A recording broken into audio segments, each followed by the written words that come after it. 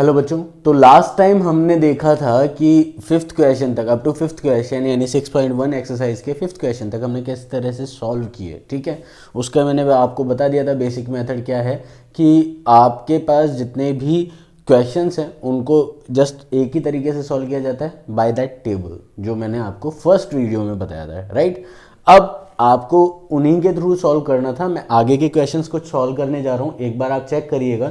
Just like मेरे पास ये six question है 4 cot square 45 degree minus sec square 60 degree plus sine square 60 plus cos square 90 degree. Right, इसको solve करने के लिए हम सबसे पहले टेबल में से वैल्यूज रखेंगे। वैल्यूज हमारे पास क्या क्या हैं, जस्ट लाइक यहाँ पर आपके पास है 4 multiply by cot square 45, cot 45 की वैल्यू 1 स्क्वायर माइनस सेक 60 की वैल्यू आपके पास क्या होती है, चेक करिए एक बार।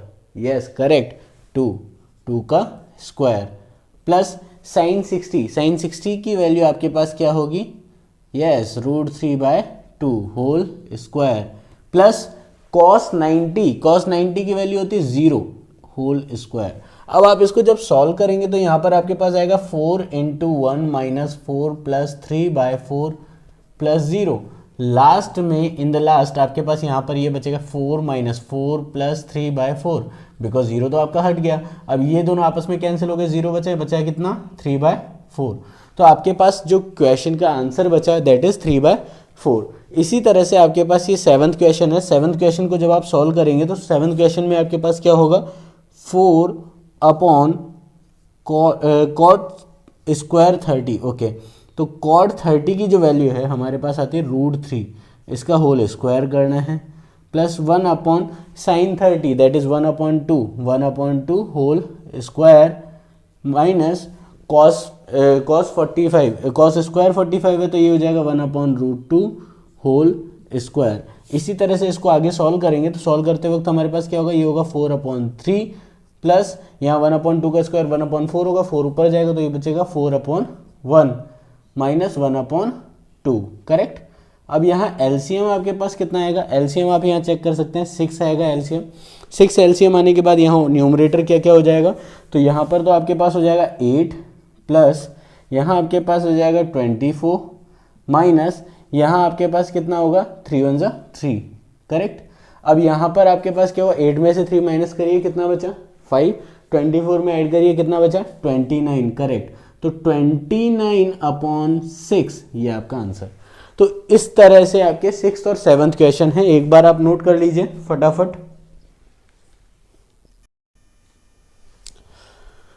तो बच्चों अभी आपने लास्ट क्वेश्चन देखा, अभी 6 और 7th, अभी 8th क्वेश्चन के बारे में डिस्कस करते हैं। यहाँ पर आपको न्यूमरेटर और डिनोमिनेटर में दोनों में अलग अलग वैल्यूज दे रखी हैं और इनको हमें सॉल्व करना है। अब यहाँ अगर आप इसे सॉल्व करेंगे तो सॉल्व करते वक्त आपको क्या ध्यान रखना है कि वैल्यूज़ क्या हैं और इनका स्क्वायर है या क्यूब, बस ये, और values as it is substitute करनी है। जैसे हम यहाँ करते हैं, tan 60 की वैल्यू √3 होल स्क्वायर प्लस 4 × 1/√2 का whole square plus sine 90 that is 1 whole square. Okay, यहाँ डिनोमिनेटर में क्या आएगा 3 × सेक 30 की वैल्यू अगर हम देखें तो 2/√3 होता है, तो 2/√3 होल स्क्वायर प्लस कॉसेक 60 की वैल्यू देखें वो भी 2/√3 होता है होल स्क्वायर माइनस कॉट 30 की वैल्यू हमारे पास होती है √3 होल स्क्वायर। ओके,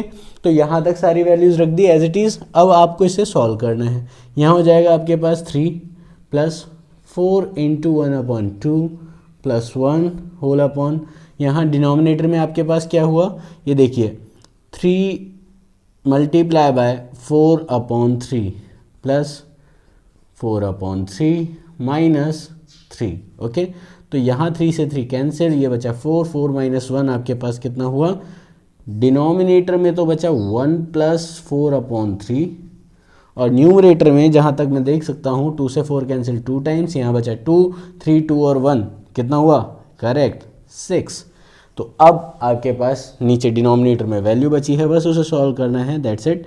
नीचे डिनोमिनेटर में आपके पास आ जाएगा 3 + 4/3, यहाँ न्यूमरेटर में 6 हो जाएगा 6 × 3/7, यानी फाइनली आपका जो आंसर है वो आएगा 18/7। ओके, तो इस तरह से आपका 8th क्वेश्चन होगा। अभी मैंने केवल 8th क्वेश्चन बताया, 9th क्वेश्चन इसके आगे का है। 9th क्वेश्चन जैसा हम देख सकते हैं, यहाँ आपको दे रखा है sin 30, sin 90, cos 0, tan 30, tan 60, right.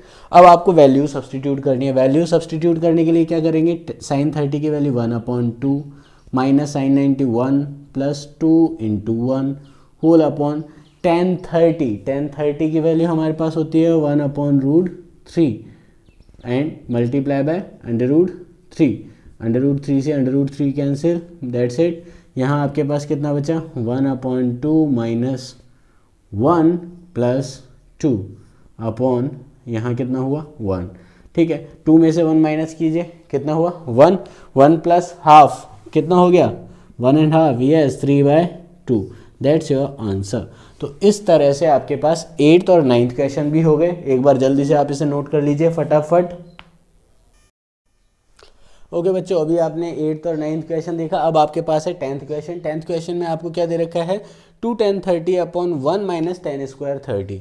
आप इसे डायरेक्टली सॉल्व कर सकते हैं, यहाँ पर वैल्यूज़ रखिए बस, that's it. 2 multiply by tan 30 की वैल्यू आपके पास क्या होगी 1/√3 upon 1 minus 1/√3 whole square. Okay, अब आप इसे जब सॉल्व करेंगे तो यहाँ पर क्या होगा 2/√3, तो ये एज इट इज़ हो जाएगा। डिनोमिनेटर में क्या आएगा 1 माइनस 1/3, करेक्ट। अब यहाँ एलसीएम लेते हैं डिनोमिनेटर में, न्यूमरेटर तो 2/√3 एज इट इज़। नाउ 1 यहाँ एलसीएम आ गया 3, ये हो गया 3 minus 1, then we will write it as 2/√3 upon 2/3। Okay, multiply the extremes and means, then 2 multiply by 3 upon 2 multiply by √3। 2 से 2 कैंसिल, बचा कितना √3। सो यहाँ आपके पास आया √3। इस तरह से आपके पास हुआ केवल और केवल एक सॉल्यूशन √3 का।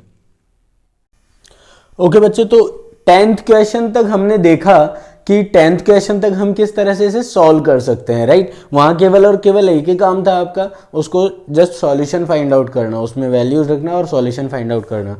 अब आपके पास ये एक डिफरेंट टाइप का पैटर्न है जिसमें आपको दे रखा है एक वेरिएबल और उस वेरिएबल की वैल्यू फाइंड आउट करनी है विद द ट्रिग्नोमेट्रिक वैल्यूज और ट्रिग्नोमेट्रिक रेशियोज। अब ये कैसे होगा, जैसे find the value of x, यहाँ एक्स वेरिएबल है, एक्स की वैल्यू फाइंड आउट करनी है, तो हमारे को क्या दे रखा है cos x equals to cos 60 cos 30 plus sin 60 sin 30। आपको कुछ नहीं करना है, cos x को एज इट इज लास्ट तक लेके चलना है और यहाँ राइट में जो आपको वैल्यूज दे रखे हैं इनको रखना है और सॉल्व करना है और फिर लास्ट की वैल्यू को कंपेयर करना है। देखते हैं कैसे। तो यहाँ हमारे पास है cos x equals to cos 60, that is 1/2 multiply by √3/2 plus √3/2 multiply by 1/2। यहाँ से आप सॉल्व करिए, सॉल्व करेंगे तो यहाँ पर आपके पास हो जाएगा √3/4 प्लस √3/4, एलसीएम इज 4। ना √3 प्लस √3, यहाँ आपके पास क्या हुआ twice of √3/4, then cancel out, then 2, then √3/2। ये cos x के इक्वल आया। अब देखो बच्चों, आपको लास्ट में यहाँ तक आ जाता है, कई बार बच्चे क्या करते हैं लास्ट में यहाँ √3/2 है, साइन रख दिया, यानी कि sin 60 वैल्यू रख दी। तो देखिए ध्यान से, यहाँ लेफ्ट में आपके पास क्या है cos है, तो ये भी वैल्यू cos की टेबल में ही चेक करनी है आपको। ये नहीं कि sin की वैल्यू दे रखे तो sin रख दिया, नहीं, आपको cos जैसी वैल्यू ही रखनी है। तो यहाँ cos x है तो cos x, तो cos में ही √3/2 किसका होता है cos 30 की वैल्यू होती है। और यहाँ आपस में यहाँ हम कंपेयर कर सकते हैं, बेसिकली होता कंपेयर है, कई बार बच्चे कैंसिल कर देते तो कैंसिल भी आप कह सकते हैं, बट मोस्टली ये कंपैरिजन होता है। तो यहाँ x इक्वल्स टू क्या हुआ 30 डिग्री। ओके, सो इस तरह से आपके पास में ये क्वेश्चन सॉल्व हुआ। तो ये हुआ हमारे पास में एक पैटर्न 11th क्वेश्चन का।